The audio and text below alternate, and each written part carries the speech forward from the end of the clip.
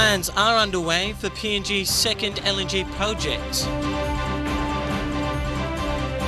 After years at care centres, Manam Islanders ready to relocate. NCD leads the medal tally at the PNG Games. This is National EMTV News with Tokana Hasavi. Good evening and thanks for joining us for Friday's news. The national government has thrown its weight behind the Antelope gas field to be developed into an LNG site in the Gulf province.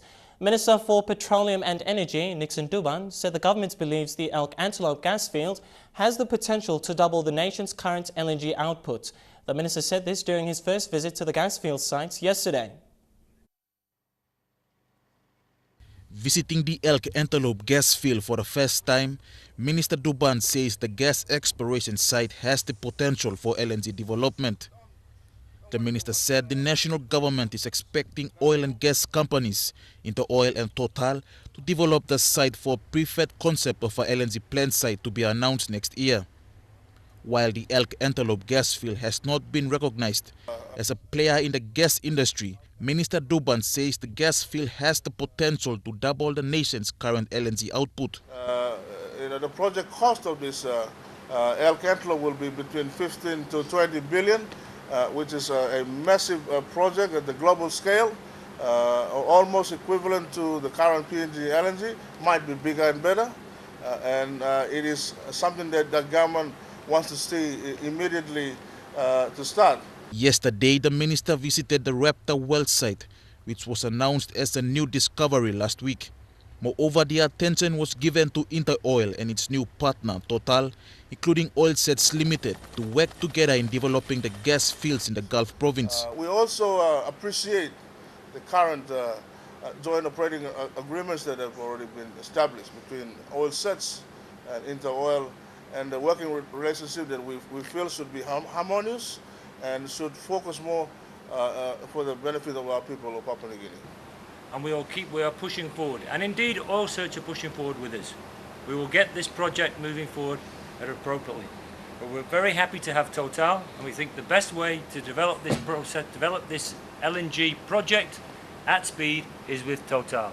The minister was accompanied by National Petroleum Company Managing Director Wapu Song, including Chairman of Interoil Chris Finlayson and the Managing Director of Total Philippe Blancard. Stanley Ove Jr., National EMTV News. The Ombudsman Commission has referred Minister for Works and Implementation and Member for Mbongu, Francis Awesa, to the Public Prosecutor for alleged misconduct in office. The alleged misconduct referral arises from what the Ombudsman Commission describes as his failure in upholding his duties and responsibilities of office as required under Section 27 of the Constitution and the Organic Law on the Duties and Responsibilities of Leadership. The Ombudsman is satisfied that there is a prima facie case that Mr. Awesa is guilty of misconduct in office and has referred him to the Public Prosecutor. The discretion now is in the hands of the Public Prosecutor to bring or decline to bring proceedings under the Leadership Code for alleged misconduct. The rehabilitation of cocoa farming in the Sohe district of Northern Province is expected to financially empower the people. Cocoa farms in the district have been dormant for many years, affecting the livelihood of the people. Sohe MP Delilah Gore and Minister for Agriculture and Livestock Tommy Tomskol signed a memorandum of agreement yesterday to revive the cocoa production in the area. Various dance groups from the Sohe area accorded traditional welcome to the visiting delegation. The visiting delegation comprised Sohe MP Delilah Gore, Minister Agriculture and Livestock Tommy Tomskol, and officers from Cocoa Board PNG. They have been working with the people of Sohe to bring about the launch of the Sohe Cocoa Rehabilitation and Development. Sohe is the biggest cocoa growing area in the Northern Province with over 1 million cocoa trees, but all its cocoa trees are old and most of its cocoa farms taken over by palm oil. Sohe MP Delilah Gore wants her people to be partakers, not spectators. So Sohe, we are not going to be sleeping. Sohe must be partakers of this economic boom where Papua New Guineans are experiencing. We don't have oil, we don't have gas, but we have our cocoa. The signing of the MOA with Kokobod PNG will restore this vital commodity in the area. Kokobod PNG and Sohe JDBPC will contribute 1 million kina respectively to this project. Sohe now becomes the 9th district in the country to receive support from Kokobod PNG. Though PNG remains competitive in the global market, Minister for Agriculture and Livestock Tommy Tomskol says there is still more to be done to fetch a good price for local cocoa farmers on the global market. Despite that we produce quality, we are not selling to specialty markets. We are selling many of our crops, our agriculture crops, to what is called conventional markets. Mickey Cavera, National EMTV News. After a decade since the Manam volcano erupted in Madang province, the plan to relocate the islanders is slowly taking shape. Local Manam islanders have praised the recent move by Provincial Governor Jim Cuss for finally presenting the Manam Resettlement Act to the government yesterday. Today, their leaders expressed satisfaction but called on the government to address immediate social and economic problems in the care centres. Since October 2004, when the Manam volcano erupted, the government resolved to settle the island people in care centers. These care centers are Mangem in Sungilbar LLG, Asuramba and Potsdam in mainland Bogia. Until now, the Manam people have realized they cannot return to their island because of the continuous build-up in volcanic activity there. One option they proposed many years back was for them to resettle on the mainland Bogia. For many years, this idea has been fallen on deaf ears. Yesterday, Madang Governor Jim Cuss raised the proposal again and formally handed over the Manam Restoration Act to Government's Chief Secretary Sam Manasupe Jurenok. Today, representatives of the Manam Islanders, LLG presidents, members of the Madang Provincial Assembly, and representatives of the proposed Andarum resettlement site commended this move. Immediate needs from MIPLA, all internal displaced people, all Manam people, one time all Brata MIPLA, all host community where for the past 10 years MIPLA have been problem one time all. That's all now this la delegation ikama emi comprise long all kita this la mangika.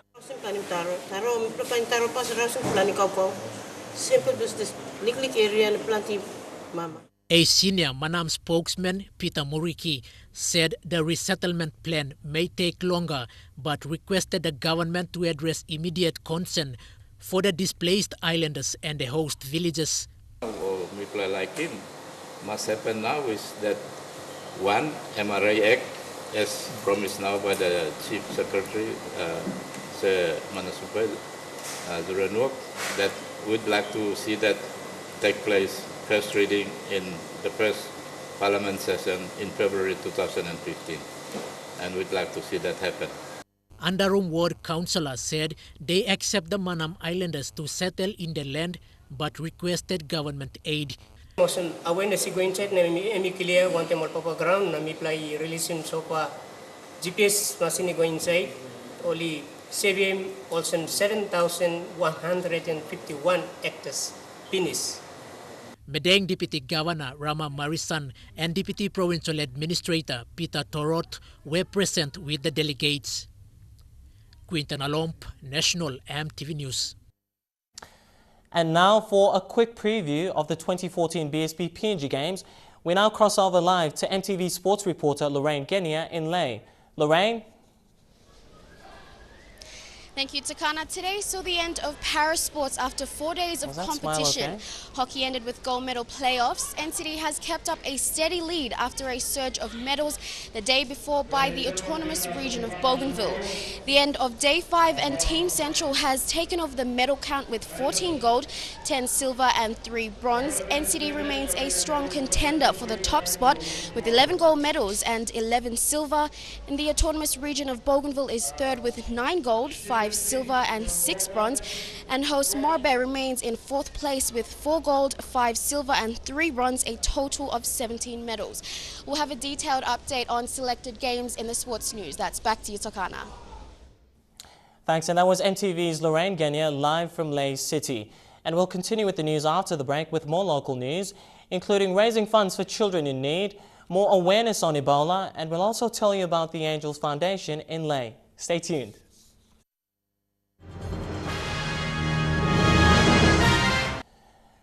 Good to have you back with the news. More disadvantaged children in PNG are getting formal education and proper shelter through the work of different charitable organizations. Last night, World Vision Port Moresby hosted a cocktail event to raise funds to continue giving orphans and disadvantaged children in PNG a hope in life. World Vision is a Christian humanitarian and advocacy organization. It has been operating in Papua New Guinea for the last 20 years. It partners with organizations like City Mission, We Care, and Office of the Street Ministries in providing education opportunities for the disadvantaged children. The fundraising celebrations last night marks International Children's Day. It also gives World Vision and its partners the opportunity to reflect on how far they have come in supporting disadvantaged children in PNG and how it plans to continue its programs. The main areas of our work are around health. Within health, we work in water and sanitation, in maternal child health and nutrition. We work with TB. We're the principal recipient of the TB program here funded by the Global Fund, and we're helping the National TB program.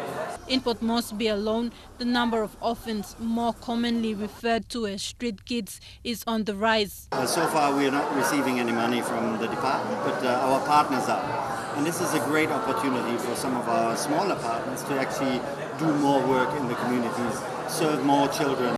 The contributions collected last night, including the auctioning of Australian Rugby League jerseys, will go towards the positive programs these organizations manage. During the fundraising, Acting Secretary for Religion, Youth and Community Development, Anna Solomon, announced that the National Child Protection Policy Act will be brought to Parliament in the next Parliament sitting. The cheque presentations made today symbolize the beginning of the joint effort for the government and World Vision partners to help provide education, shelter, and most importantly, hope for the orphans. Tekla National EMTV News. And on a similar topic, Angao Angels Foundation is a newly established organization aimed at improving health facilities in rural Morobe province. Last night, they raised a total of $500,000 kina to build facilities at the Antelope Health Center in rural Kabum district. A total of 70 models took to the aisles at the Leh International Hotel in an event filled with displays of local fashion designs. EMTV Sylvester Gawi has this report from Leh. The Angao Angels Foundation held this first and so and raised 521,000 kina to support Antelope Health Center. It was fastened for a cause, and that is to build much needed infrastructures and increase capacity in 4 selected rural health centers in Morobe. The event brought together hundreds of people, the business community in Leh, and many others were connected to Angao Hospital. Angao Angels Foundation is about also the empowerment of youths who were born at Angao, who want to give back something, even mothers and fathers who are associated with Angao, who had their children at Angao and somehow can join us in all our fundraising activities. Sarah Todd and Brian Alois, both members of the new Angao Hospital Board, co-founded the Angao Angels Foundation. Its main aim is to increase health capacity in rural Morobe to ease the influx of people that come to Angao Hospital to seek basic medical treatments.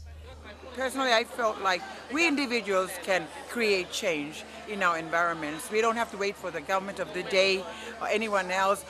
All it needs is a group of individuals come together and say, yes, we can create change, and that's what the Angao Angels did.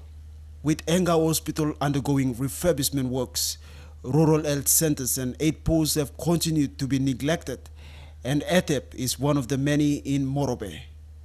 A local construction company has also pledged to build a 21-bed ward facility at the health center. The Angao Angels Foundation will also work closely with donor agencies and other foundations to seek much-needed assistance to rebuild health facilities in Morobe province. The 3 other health facilities that will receive support include Brown Health Center in Finsafen, Mujing in the Makam, and Mumeng in Bulolo. Sylvester Gawi, National EMTV News, Leh. Chief Executive Officer of Anga Hospital, Dr. Jim Abrahams, said PNG should proactively manage its preventive Ebola measures.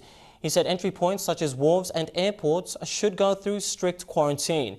His comments come following public concerns if PNG is ready to contain an Ebola outbreak. Ebola is another topic of discussion in PNG's health sector, and the Angao Hospital in Leh has also included plans to help contain the virus if it enters the country.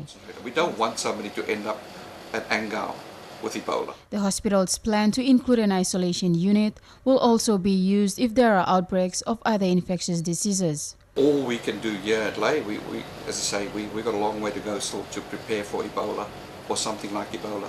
Our isolation unit that we've now established is probably a good starting point.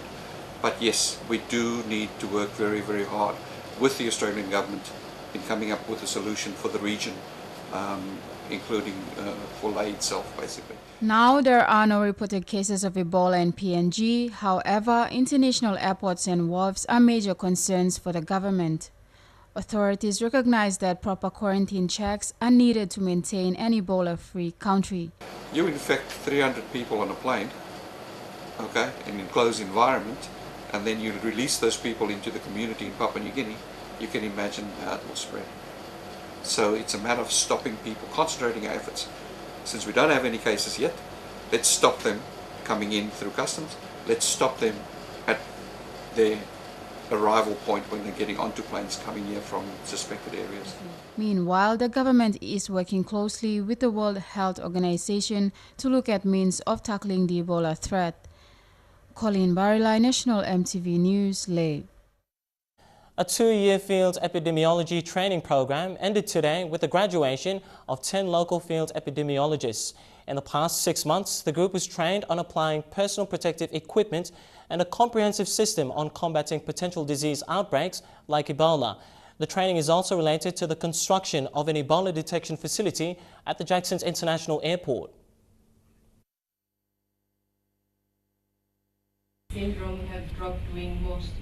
The training was headed by the World Health Organization and the National Health Department.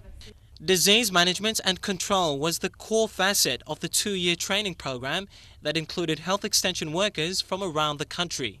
Executive Manager for Public Health, Dr. Sibak Bieb, expressed how the program is linked with the country's national health plan.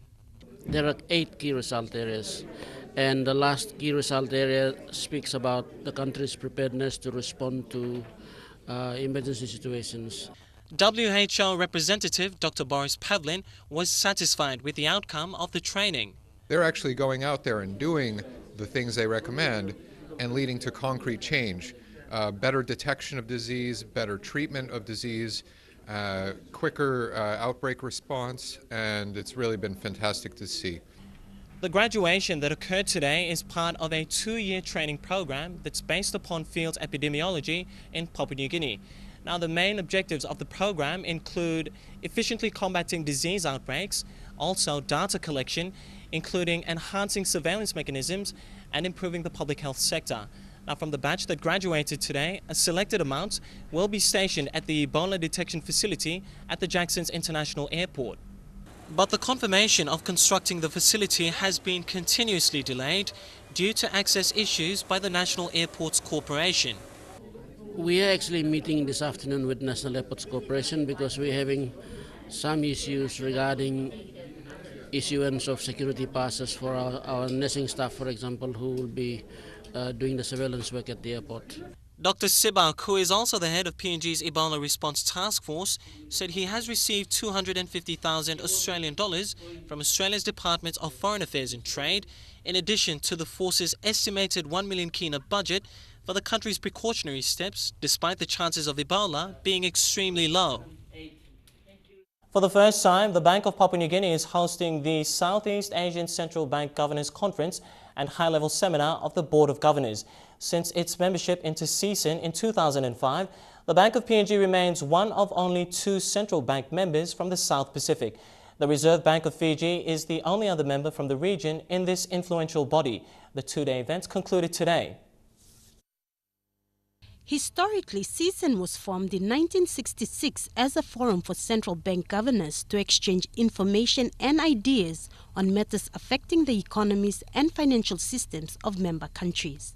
The Bank of PNG Governor Lloyd Bakani said they are honored to be hosting this event and hopes that discussions will be fruitful in assisting members face the unique challenges in the region.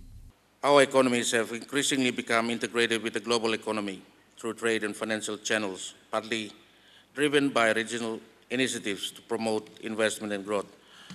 While integration has opened up great opportunities for economic growth and prosperity among our economies, it has also brought risk and major challenges through the very same challenges that they have potential to destabilize our economies. Bakani said specific focus will be on the challenge to achieve financial stability when it has become clear that macroeconomic policies alone are not sufficient. It has already become common knowledge that while macroeconomic stability as a policy objective is important to achieve stable and low prices, it is not sufficient to maintain financial stability. This has meant that central banks need to adapt to ensure sustainable growth in their respective economies.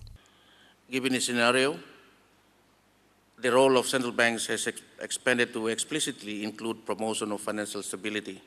Central banks must therefore take into account macroprudential measures in framing monetary policies to ensure that price stability and sustainable growth. Sarah Aupong, National EMTV News. And now we check out the finance news. The Kina closed unchanged at $0.393 US in the interbank market, and at Bank South Pacific, your Kina was buying $0.3855 US, $0.4433 Australian dollars, $0.304 euro, and 45.08 Japanese yen. Looking at commodity prices at New York close, gold and copper closed higher, coffee closed lower, and copper closed the day unchanged. Meanwhile, crude oil and copper closed higher, palm oil closed lower. And finally, on the stock market, the Dow Jones closed at 34 points higher, the ASX closed at 10 points lower, and the All Ordinaries closed at 81 points lower. And National EMTV News continues after the break. Stay with us.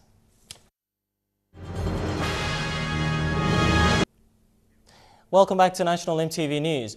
Community Development Minister Delilah Gore has assured development partners that starting next year, the national government will put more emphasis on supporting them in their work. These organizations are part of the national government's objective of service delivery and will be given the attention needed in the areas that currently lack government's presence. These development partners include churches, non-government organizations, community-based organizations, community leaders, parents and citizens. Minister Gore, speaking at the media conference today, says they are part of the service delivery mechanism. They have the right to be recognized for their ongoing effort providing services to the unfortunate and marginalized. Who have worked tirelessly without even government support. And I see all of you sitting down here. And why we called you here is we want to really acknowledge what you have been doing. Minister Gore then presented funds to assist these organizations providing services to people with special needs, children and youth. Dika Donisi's husband Karaho chairs the Pari Disabled Self-Help Organization. She thanked the department for recognizing its partners that continue to provide the much-needed services within the PNG communities. In 2014, we have received a grant from Minister Delilah Gore for us to celebrate at our village, Pari village. Fabian Hakelitz, National EMTV News. The Melanesian Spearhead Group Trade and Investment Roadshow encourages businesses in PNG to enhance bilateral trade with other MSG countries. The event will allow PNG companies and the SME sector to finance Air Niugini Limited as PNG's only carrier to establish air links servicing other MSG countries. The announcement was made in Port Moresby yesterday. PNG's national flag carrier Air Niugini Limited presented a cheque of 100,000 kina to the national government. Minister Maru, on behalf of the government, thanked Air Niugini for supporting this major event. He said the support strengthens Air Niugini's continued support and interest in the MSG region. He also said Air Niugini is only operating in Solomon Islands and Vanuatu, and this event will help toward its plans in expanding to other MSG countries. We are now going to negotiate during this MSG Investment Roadshow and Trade Fair, negotiate between Papua New Guinea and other MSG member nations to now expand and deepen the relationship, trading relationship, to go beyond just trading of goods to trading of services. Chairman of Air Niugini Board, Chef Frederick Raya, highlighted that Air Niugini's ambition to sponsor such event is in line with the government's public and private partnership policy, and funding this event will enhance and promote the current MSG trade agreement through effective and productive application among MSG countries.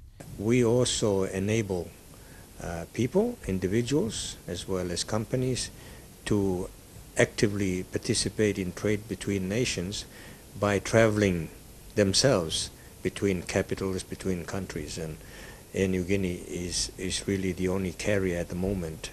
Eric Aurupma, National EMTV News. Karakuhiri MP Peter Isoaimo said the additional DSIP funds earmarked in the 2015 budget must be made available to district treasuries. Following the handing down of the 16.2 billion kina national budget, an additional 5 million kina was added to the existing 10 million kina DSIP funds. The additional funding is for health and educational projects. Like any other districts, members of parliament want more funding for their districts. Kairukuhiri district is no exception. In fact, it is one of the biggest electorates in the country. Member for Kairukuhiri Peter Iswaimo said the district submitted for more funding in the 2015 national budget. The additional 5 million kina is a bonus. However, he says it must be readily available in the district. They're saying the 5 million is locked in for health and education projects in the 89 districts, and it will be controlled by national planning, which I do not want to see. You know, it only goes to show that we have no trust in our open members. He also responded to the recent comments made by the former member for Kairukuhiri, Paru Aihi, who alleged that the member was funding police to effect his warrant of arrest relating to allegations of bribery during the 2012 elections.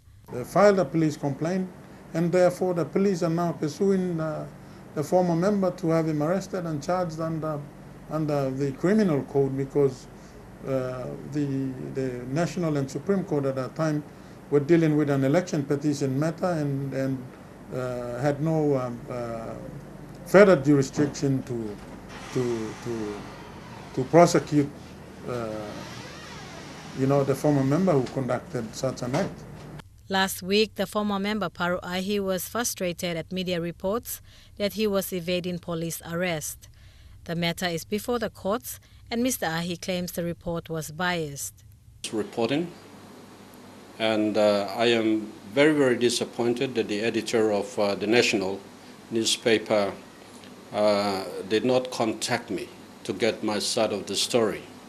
I want to make this call on the media in Papua New Guinea that it is vitally important to get the stories right. Bridget Komatep, National EMTV News. Building strong human resource through education determines the success of a nation. But it will be a worry for PNG if the government and education authorities ignore the basic issues faced by teachers on the ground. This concern was raised by teachers in Port Moresby. UPNG student Jacob Niru files this report. The teachers said issues of underpayments, disadvantaged allowances and other entitlements are very difficult for those in authorities to address them. This has forced many to pay for their freights all the way from rural schools to Port Moresby. And it is very costly for teachers traveling from different locations of Papua New Guinea who have different problems, and due to the geographical settings and difficulties that we encounter, it is very difficult to get us in here to do things on time when there's suspension on. The teachers said they are exhausting their little monies for food and accommodation while waiting for the process on their queries. Some teachers have been here for 5 months, 6 months, because it looks like the people in the office, they are not doing their job properly. The National Education Secretary, Dr. Michael Tapo, in response said he understands these issues and has vowed to solve them. Yes, the teachers have got a right to consent. I have no complaint about that. All I have to do is find out what we can do, and I think the department and the ministry were doing all we can to make sure that some of the problems that continue to be faced every year will now be minimized. The Secretary assured that teachers they will no longer have such issues according to new decentralization policy introduced by the O'Neill Dion government. Jacob Nehru, National EMTV News. And now to some entertainment news. Jamaican music artist Sean Paul arrived in Papua New Guinea for the first time yesterday. He will be performing live at the Lamana Gold Club in Port Moresby tonight and tomorrow night in front of an energetic Port Moresby crowd. The hip-hop sensation said he was happy to be in PNG and is looking forward to experiencing the culture. The singer-songwriter went straight to a media conference when he arrived yesterday. Born Sean Paul Hendricks, he has Portuguese, Chinese and Jamaican genes, and he grew up comfortably in St. Andrew, Jamaica. He began scoring hit singles in Jamaica in 1996 and steadily attracted international attention afterwards, eventually breaking into the pop mainstream in 2002 with Beauty Rock.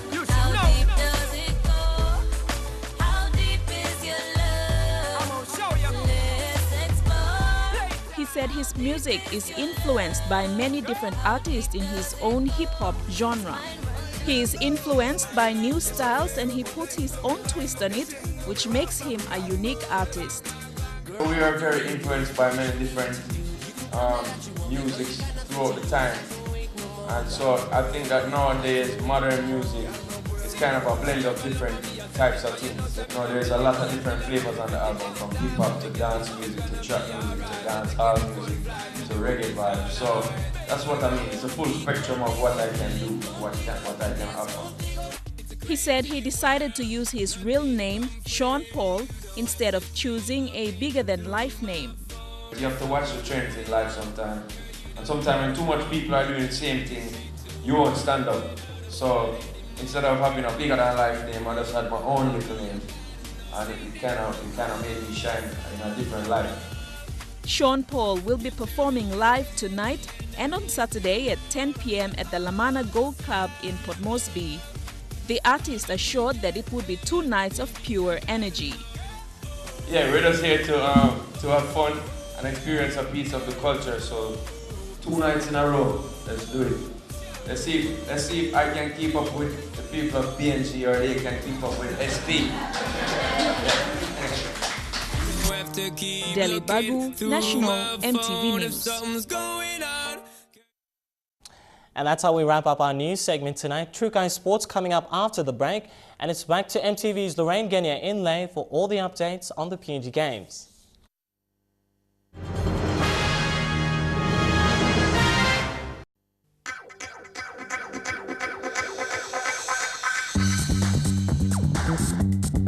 True Guy Sports.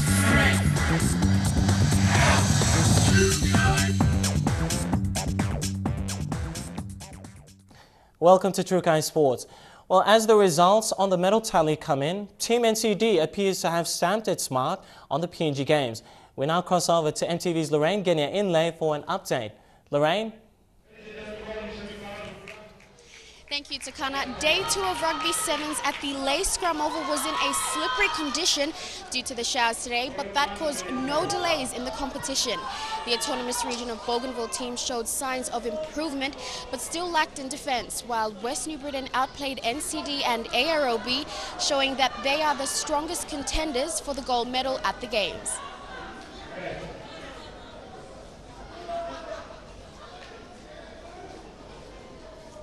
And Parasports concluded today on a high note. 33 gold medals, 33 silver and 33 bronze medals were awarded to para-athletes in their respective categories. Morbe led the Parasports medal tally with AROB and Central trailing not far behind. Technical Director of Parasport, Sophie Tuna, said she was impressed with the influx of para-athletes this year, and the PNG Games has helped in spreading the awareness. The competition has grown because of the PNG Games. We can now see a lot more athletes participating. In these games now we have 17 provinces and over 300 plus athletes with disabilities who will be competing in athletics, which is already completed. We still have the powerlifting event, which will be happening on the 27th of November. So at these games now you can see there are a lot of athletes coming, especially from the districts. A big goal playoff between Manus and Morobe in both the men's and women's division finals of hockey. The women didn't hold back with goals galore as passion and provincial pride were on display. It was a thrilling match this morning for women's hockey. Both Morobe and Manus went into the field to prove their worth as hockey powerhouses in the country. In the last 4 days, Morobe dominated on the turf. Their biggest win was against Medang, 10 points to 0. Manus were also unbeaten. They drew with Morobe and showed no mercy for other provinces. Morobe went down in the penalty shootout to Manus and settled for the silver medal. Yes, all girls follow me, and the boys we travel distance long grand final after the game long PNG Games. And we managed to get the silver, bronze time 2012 Kokopo. Now my girls did it. As being the trainer of the team now, President of Manus Hockey Association, I'm very, very proud man. In the men's playoff, Morobe defeated Manus to take over the gold medal title from the 2012 PNG Games champions. Morobe men were held to a draw at full time. However, they managed to beat Manus in the gold shootout, 2 points to 1. It was sweet victory for both provinces as months of preparations were well executed in the 5 days of competition. It was something that the boys, they lost it to them in 2012, and they wanted this more than anything. And beating them, we're up against the best Manus team. They're the best team, the gold medalists. We're just proud to get the gold back. Yeah.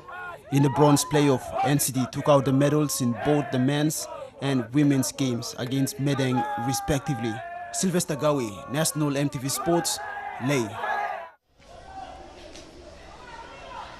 In the men's soccer matches, Milne Bay kept their finals hopes alive, beating Central 1-0. Medang and Morobe held off Hela and Enga scoreless until full time. The biggest upset of the game, Western Highlands locked Manus 4-0. Organisers have also raised concerns over security. We've come to the end of the men's pools now. So at the background is the last men's, the second last, and then the final games for the men's. So by this evening, we should be doing some quality checks on the men's results, and then we will see who will make it into the quarterfinals.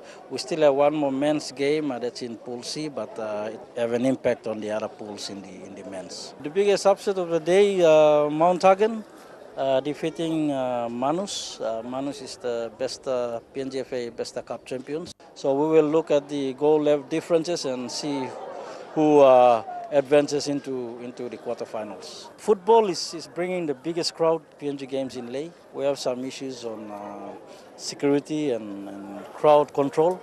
So we requested the organizers to bring in more security. Ley is a football place, and the crowd sometimes get a little bit of so we'll try and do the control. We'll try and do some barriers around the grounds, and we are anticipating a huge crowd next week because of the quarterfinals. And in pool, wrapping up the mixed doubles match, Central Team 2 and 3 proved their dominance by securing spots in the gold and bronze finals respectively. Central Team 2's collaboration between Warren Guy and Belsi Kevin took out the medal over Enga's Team 3 partnership between Laxi Joseph and Ruby Owala. Even though they lost in the medal final, Laxi and Ruby were happy to be the first to secure medals for Enga. Team Central meant business when they dominated the mixed double finals this morning. After going down to Central Team 2 in the semi-finals, Central Team 3 took out 2 of 3 frames. Morobe's John Bangkok Jr. and Esther Ori to secure bronze. The showdown between favorites Central Team 2's Warren Guy and Belsi Kevin proved too strong for Angus Team 3, Central adding another goal to the medal count. First time to win gold, and it's just a big day for me, and I really enjoyed my game. But it was Angus Team 3 that stole the show. Quietly booking a spot in the semi-finals, the partnership between Lasek Joseph and Ruby Owala edged.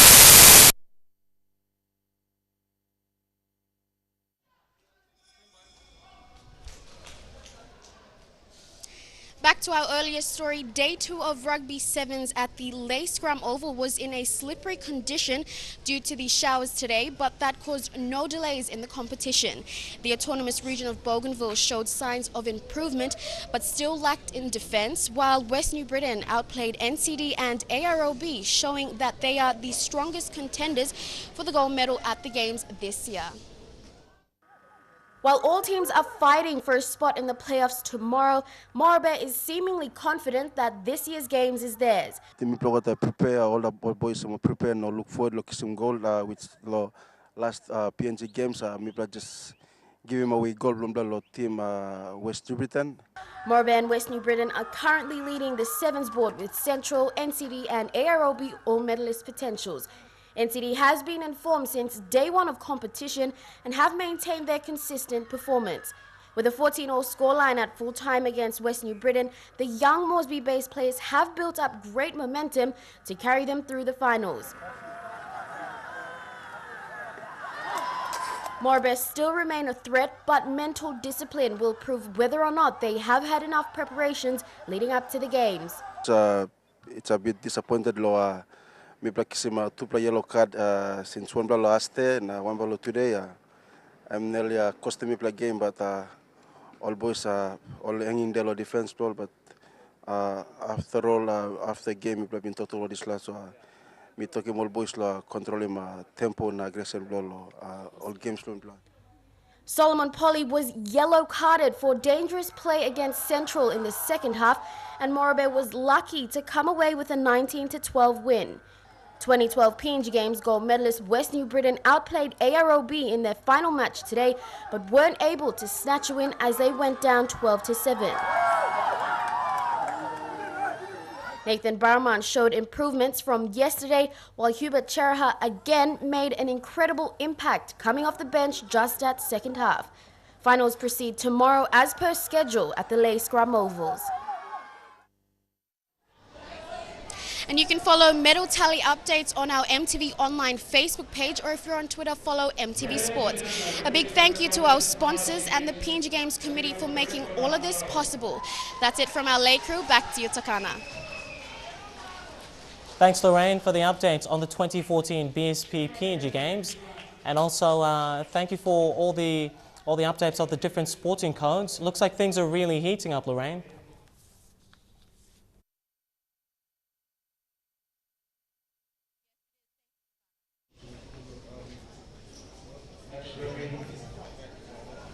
Apologize there, and we apologize there as we must have lost the audio on Lorraine's mic.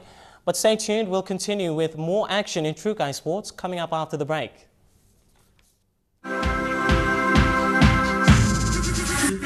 True Kai Sports.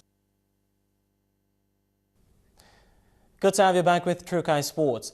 The first batch of medical volunteers engaged by the Pacific Games Organising Committee is currently assisting the 6th BSP PNG Games medical team in Lay as part of their preparation for the 2015 Pacific Games. 10 medical students are on the ground providing medical assistance to the athletes. The volunteers have been out attending to minor and a few serious injuries sustained by the athletes. They've also been doing medical checks for the athletes to ensure they are physically fit to take the field.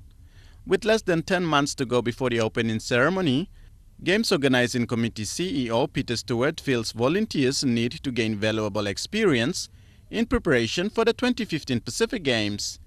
The medical students have been supervised by lay medical professional staff with assistance of the students' medical instructor, Dr. David Inao. Dr. Inao was pleased to see the students put into practice what they've learned from training conducted by experts from Australia's Sports Medicine. The training was conducted in Port Moresby and were awarded a Level 1 certificate that enables them to provide sports medical assistance during the Games next year. Another group of 10 students will travel to Lae this weekend to take over the current group who will return to Port Moresby. Tere Alex, National EMTV Sports. And over to cricket. The PNG Barramundis remain undefeated after 4 rounds of matches at the Pepsi ICC EAP Men's Trophy in Lismore, New South Wales. The Barras were consistent in their matches so far, beating Fiji, the Cook Islands and Indonesia. In yesterday's match, the Barras thrashed the Philippines. The Barramundi showed class with a crushing 172-run win over the Philippines. Batting first, Barra smashed 7 for 202 in a strong team performance. In reply, it was Willie Gavera in action as he claimed 6 for 10 and bowled the Philippines out for the lowest total in the tournament to date, just 30 runs. I think we're a bit more clinical than yesterday. We're a bit rusty in a bit of patches, but today I think we had some good performances with the bat and the ball, so a good overall day for us, but still a lot of work to do. In the earlier match, Philippines restricted Japan to 9 for 102 of their allotted 20 overs and cruised to victory in 14.4 overs with 6 wickets in hand, while the Barras outclassed Indonesia with a whopping 193 runs. Samoa lost some of the wickets against a fired-up Cook Island side. However, the Cook celebration was short-lived as Samoa, guided by Captain Ben Malaita's 89 run, up to a notch of 4 for 203. The Cook Islands put up little resistance, falling 88 runs short. Fiji got on top of Vanuatu early, taking regular wickets. Vanuatu managed a total of 128. In reply, Vanuatu were disciplined with ball, conceding very few runs in the early stages. However, Vanuatu's Giles Smith gave his side a glimmer of hope and denied Fiji with 35-run win. Fiji bounced back from their morning loss to put on a positive display with the bat and post 161 of their 20 overs against Japan. With the ball, Fiji were equally as clinical, topping off a complete performance on Ox Oval as they dismissed Japan for just 79 runs. In the Vanuatu-Samoa match, Vanuatu posted a total of 159 runs to chase. In reply, Samoa's Ben Malaita and Pritchard combination were never better, with smashing balls all over the park for a comfortable Samoa victory. In the final game, Indonesia tasted their first success with a tight 3-run win over the Cook Islands. PNG and Vanuatu are leading in the winning, followed by Samoa, Fiji, Japan, Philippines, Indonesia and Cook Islands. The tournament will continue on Saturday. Tere Alex, National EMTV Sports. Go the PNG Barramundis. And that does it for True Kai Sports tonight. The weather details coming up after the break. Stay with us. True Kai Sports.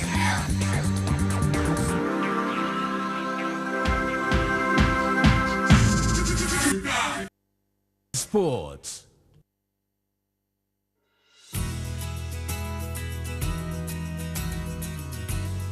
A quick look at the weather forecast for tonight and tomorrow in southern region. Port Moresby to look forward to evening showers with possible thunderstorms. Fine weather in Taro. In Momase, Lae City, thundery showers. Fine weather in Wewak and Whanimore. In New Guinea Islands, there's also fine weather expected in Loringa. Few showers for Kavieng. And lastly, in the Highlands region, all centres, brief showers, then morning fog. Well, that's been the news this Friday, the 21st of November 2014. From all of us here, thanks for your company. You have an enjoyable weekend. And remember, take care and stay safe. Good night.